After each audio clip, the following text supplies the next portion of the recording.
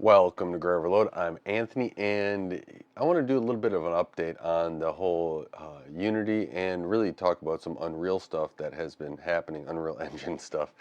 And Tim Sweeney, because Unreal Fest or whatever they call that did happen, and in there was the CEO did address, the mass layoffs that were happening there and how it's going to affect basically the entire company here. They did say that there might be some quality degradations on that. So I wanted to kind of talk that because there was um, a video Fortnite creator grabbed it and shared it on Twitter or X, however you want to call it, and there was some addressing of all that. But the interesting thing that I want to jump into is the licensing item of this. And so if you are a non-game developer, they want to change that licensing to be more of in line with like a Photoshop or Autodesk, Maya, something like that for licensing for a seat-based licensing in 2024. Not all the details are here yet, but they want to change that to go for non-game devs. And it sounds like game developers are going to be on the same exact kind of licensing model currently today. And as we've seen with other game licensing models recently of them kind of upsetting game developers, I think this might be the best logical choice. One, you get that revenue through game devs, how that licensing is set up.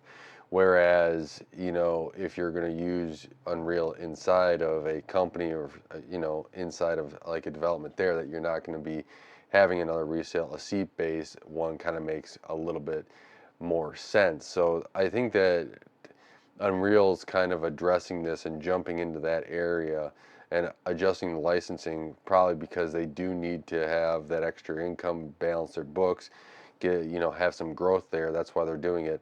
Is a little bit better than what Unity went through and did first. So let's jump into the Unity side of things, and I'll kind of end on my thoughts on all this stuff. But uh, Unity has gone through, and there's a leadership transition all of a sudden after somebody made John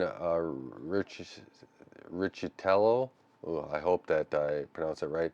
Uh, he's retiring, so he's on his way out. But President and Chief Executive Officer, Chairman, and member of the company's board of directors, effective immediately, is retired. So, yeah, that has been the major adjustments, making a on the heels of this licensing fiasco. Um, this is going to be a change, and this is a opportunity, hopefully, for Unity to put what has happened behind her. I'll post this link in the description below, and you can take a look and read everything there. But this is looking at it from, hey, as a developer myself, this is, you're kind of seeing the writing on the wall. You're changing the how you have to look at pieces of software and how to adjust from a revenue aspect of you using the software. I'm going to actually have to look at maybe different alternatives, and I'm sure they heard that from their community and everything else on the game dev side, and that's going to be a huge negative impact to their business, probably bigger impact than the licensing change, would have been, because if you're losing customers and now future customers aren't going to look at you, that's going to be a real big dent in your game engine's future.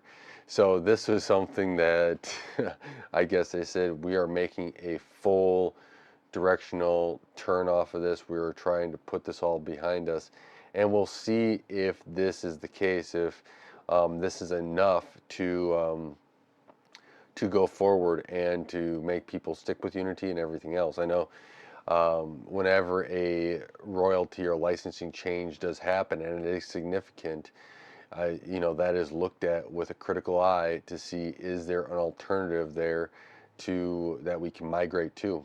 It happens all the time in software development, right? There's margins that you have to stay underneath, and margins you have to deal with, right? And if you can absorb it, fine. But at a certain point, do I have to look at this and do I have to adjust accordingly? And here we are. I guess there was enough developers saying that we're going to have to adjust accordingly, that it was saying we're going to need to go in a different direction, remove the president and CEO, and move on from John for that. You have Unity, or you have Unreal, that did not go down that same route. They were doing a slightly different approach, keeping the game devs happy, where is probably there a lot of people using that engine, and going down and doing a seat based for everything else.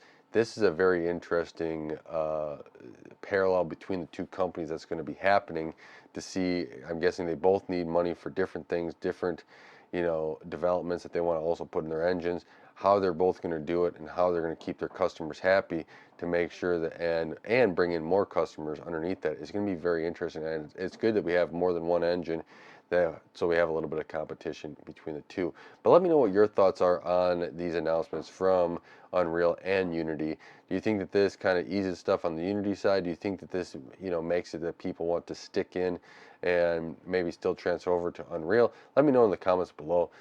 And until next time, I do appreciate everyone here liking, sharing, subscribing, hitting the bell icons for the video. It really does help out the channel.